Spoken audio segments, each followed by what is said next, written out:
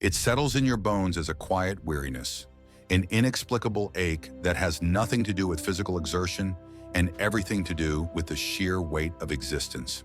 You find yourself examining the intricate dance of human relationships, the vastness of cosmic possibility, or the silent whispers of your own inner world. And yet, instead of clarity or peace, you often feel a profound sense of sadness. This is the strange irony of the deep thinker.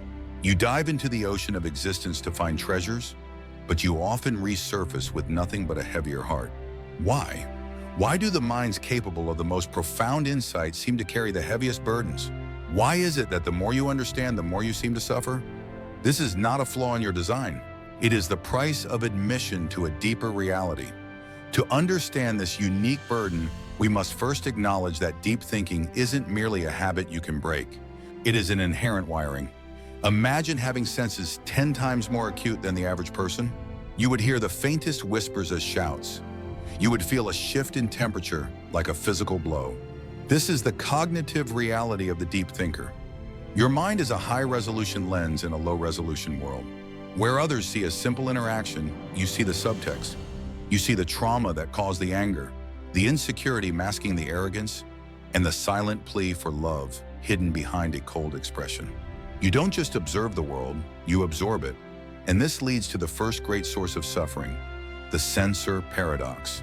Most people are shielded from the world's harshness by a natural filter of pragmatism. They can walk past a homeless stranger and feel a momentary pang of pity, then move on. But you don't just see a stranger. You imagine the gnawing hunger, the cold nights, the series of desperate choices and systemic failures that led them to that sidewalk. You connect the dots between individual suffering and collective injustice. You are constantly exposed to the world's imperfections. You see the cracks in the pavement, the flaws in the systems we trust, and the hypocrisy in the institutions we revere. This isn't because you are cynical, it is because you are observant. When you look at a flourishing garden, you are painfully aware of the cycle of decay that feeds it. You cannot enjoy the bloom without acknowledging the wither. This constant, uninvited awareness creates a low hum of background anxiety, a sense that even in moments of joy, sorrow is waiting just outside the frame. But the burden is not just external, it is internal. Your mind is a tireless engine. For the deep thinker, there is no off switch. While the rest of the world sleeps, your mind is holding a committee meeting at 3 a.m. You are dissecting a conversation from 3 years ago, analyzing the tone of a friend's voice, or wrestling with the concept of free will. This is the analysis paralysis. A casual thinker makes a mistake and moves on. You make a mistake and you study it. You rotate it in your mind, looking at it from every angle, searching for the root cause, the ripple effect, and the moral implication. This constant mental churning is brilliant for solving complex problems, but it is devastating for inner peace. It leads to a specific kind of insomnia where the body's exhausted but the mind is running a marathon. The very tool that brings you insight, your relentless questioning, traps you in a labyrinth of your own creation. You crave silence, but your own thoughts are the loudest thing in the room. And then there is the loneliness. This is perhaps the sharpest pain of all. We live in a society that runs on surface-level interaction. Weather, sports, celebrity gossip, the mundane logistical details of the day. For you, this small talk feels physically draining. It feels like static. You crave soul-deep conversations. You want to talk about death, about purpose, about why we hurt the ones we love, and about the nature of consciousness. But when you try to bring these things up, you see the glazed look in people's eyes. You see them check their watches. You feel the subtle social cue that says, you are being too intense. You are overthinking it. So you learn to edit yourself. You learn to wear a mask. You dumb down your thoughts and suppress your natural intensity just to fit into the rhythm of a world that seems content to skim the surface. You stand in a crowded room surrounded by people laughing and talking, and you feel profoundly, utterly alone. You feel like an alien observer studying a species you are a part of but cannot quite connect with. This isolation breeds a dangerous thought. Is something wrong with me? You see others navigating life with such apparent ease, unburdened by the existential weight you carry, and you wonder if ignorance truly is bliss.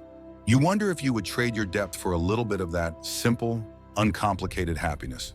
But here is the truth that you must hold on to when the weight feels unbearable. Your suffering is not meaningless. It is the crucible in which your unique contributions are forged. The world does not need more people who are content with things as they are. The world needs people who feel the pain of others so deeply that they are compelled to change it. The world needs people who can see the cracks in the system so they can repair them. The world needs people who are willing to ask the hard questions, even when the answers are terrifying. Your capacity for pain is directly linked to your capacity for beauty. Because you feel the sadness of the world so intensely, you also feel its beauty with a rapture that others will never know. You are the one who is moved to tears by a piece of music. You are the one who can stand in awe of a starry night and feel a connection to the infinite. You are the one who can look into another person's eyes and offer them the rare, life-changing gift of being truly seen.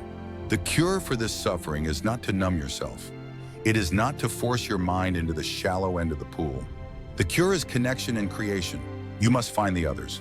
They are few and far between, hidden in the corners of bookstores, in the quiet edges of the internet, or perhaps right next to you, wearing their own masks. When you find someone who speaks your language, the loneliness doesn't just fade, it evaporates. And you must express what you see. You are a vessel for the human experience. If you do not pour it out through writing, art, conversation, or action, it will drown you. But if you channel it, your pain becomes a lighthouse. It becomes a signal to others who are lost in the dark, telling them, you are not crazy, you are not alone, I see it too. So, to the deep thinker, the overanalyzer, the one with the heavy heart, do not wish away your depth. Yes, it is a burden, it is a heavy coat to wear in the heat of a superficial summer, but it is also a cloak of wisdom. It is what makes you capable of extraordinary compassion. It is what makes you human in the most profound sense of the word. The weariness you feel is real. The ache is real, but so is the power. You are awake in a sleeping world. And while that is a lonely place to be, it is the only place from which the dawn can be seen.